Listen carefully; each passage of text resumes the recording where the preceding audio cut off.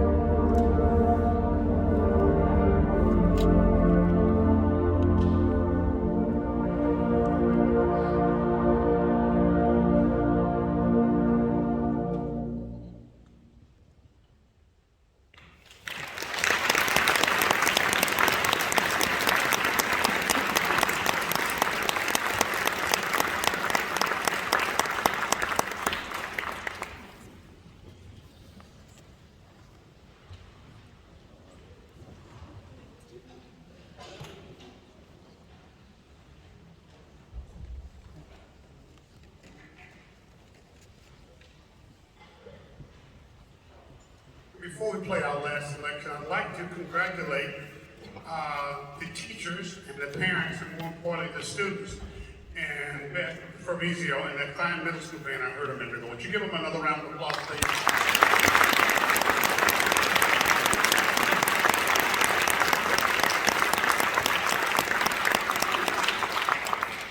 Grandparents, I'm one of you.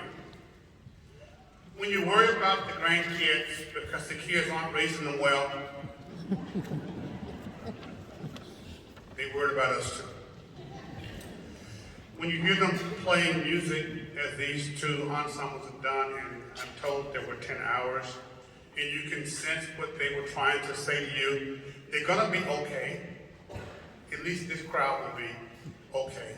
Keep them involved in the performing arts, and they'll be okay. It's a good place to be, and it's great for any number of personal reasons. I'd like to thank Dan Timbrus and the staff and the students here at Purdue University, Fort Wayne, for another invitation. I think this is my second time here in the last 4 or 5 years. I've been to Sweetwater, touring that big old monstrosity you have out there, which is a wonderful location and place and space. It's a pleasure to be back in this region. So I'll come back whenever you ask me to come back. I do a lot of honor bands around, and sometimes the universities don't take the time out to spend time with the students. They gave a concert for them yesterday, and of course all the universities would love for the music students to continue at their institution. But it's a real soft sell. What they do is to give them the best experiences that they can and leave them alone. But this is a good place for the study of music. It's a good place for young musicians to play in. Although there's no football here, or marching band here, it makes it a little bit more challenging to recruit because sometimes we want the shiny city on the hill where the universities are playing on television. I don't watch it very often. Television, not for all. But I want to do this last piece. This is cute. It's called Castles in Europe. It's about a 2.5-minute march, and so you'll be able to get up and go and do what you need to do the rest of the day. It's a little short one. Written by the composer James Reese Europe, who has an interesting story, and I'll be brief with it. James Reese Europe was born in Alabama in the late 1800s, African American gentleman, and because of the obvious situation of the country at that time, moved to New York to become a piano player and a violinist. Formed up a band, played the first selection of jazz at Carnegie Hall before Benny Goodman and the Paul Whiteman Band. They signed him up for the United States military, and he led a group in Harlem, New York called the Fighting 369th. Of course it was a band. It was a concert band. With no jazz element, just a concert band. And they were just terrific. They sent them off to Europe, not his Europe, but the continent of Europe. They sent James Reese Europe and his Fighting 369th, they called them the Harlem Hellcats. They sent them the music, and they played a little bit of music that we call ragtime, the Scott Joplin invented. And jazz had not heard any semblance of ragtime, which he eventually turned traditional into jazz. So James Reese Europe, the composer of this piece of music, was the one singular person that took jazz music from the United States, the continent. They embraced it, we all know, and they still embrace it now, about 100 years later. This whole march, Castles in Europe, has another meaning to it, but it's a delightful march. Unfortunately, when Mr. Reese Europe came back to the States, some kind of way, someone burned his house down. It burned all of his music. But some of his pieces stayed alive, and we've begun to find these wonderful marches. This is written in the same style of John Philip Sousa March. So we hope you enjoy James Reese Europe's Castles in Europe. It's been a delight to be here, and I've enjoyed it very much.